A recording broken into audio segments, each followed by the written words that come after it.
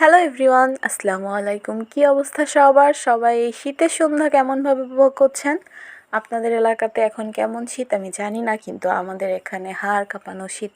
তো এই শীতের সন্ধ্যায় চায়ের সাথে যদি গরম গরম পাকোড়া হয়ে যায় তাহলে তো কথাই নাই। তো আমি আজকে মজার একটা পাকোড়া আপনাদের সাথে রেসিপি শেয়ার করব, যেটা শীতের সবজি দিয়েই তৈরি করা। আপনারা ভিডিওতে প্রথমেই দেখছেন এখানে পালং শাক ছিল। তো পালং শাক, ডাল আর পেঁয়াজকলি দিয়ে আমি একটা মজার পাকোড়া তৈরি করব। এখানে ডালটা আমি শিলপাটায় বেটে নিছি, আপনারা চাইলে এখানে ব্লেন্ডার করতে পারেন। তারপরে এর মধ্যে আদা, রসুন, কাঁচামরিচ আর পেঁয়াজ অ্যাড করে দিছি।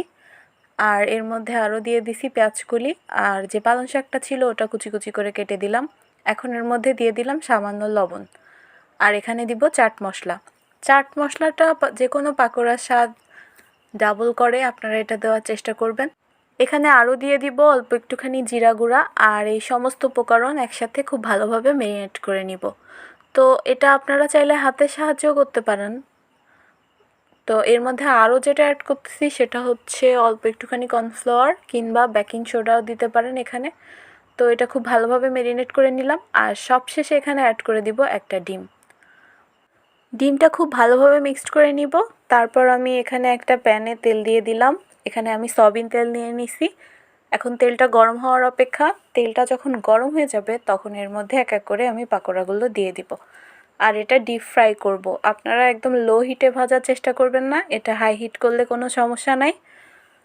তো আমি এক এক করে আমার সমস্ত পাকোড়াগুলো দিয়ে দিলাম।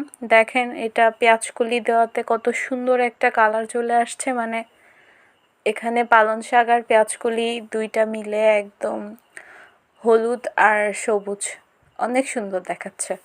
তো এটা যখন ফ্রাই হয়ে যাবে তখন আরও বেশি সুন্দর লাগবে দেখতে। এটা আমি ডিপ ফ্রাই করে নিব। তো এক এক করে এটা আমি উল্টে দিচ্ছি।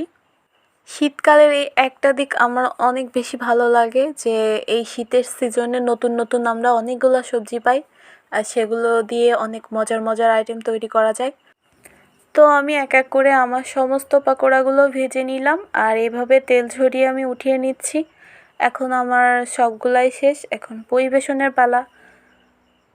Just look at this colour. আমি বলছিলাম না যে সুন্দর একটা কালার চলে আসবে, দেখেন কত সুন্দর একটা কালার চলে আসছে।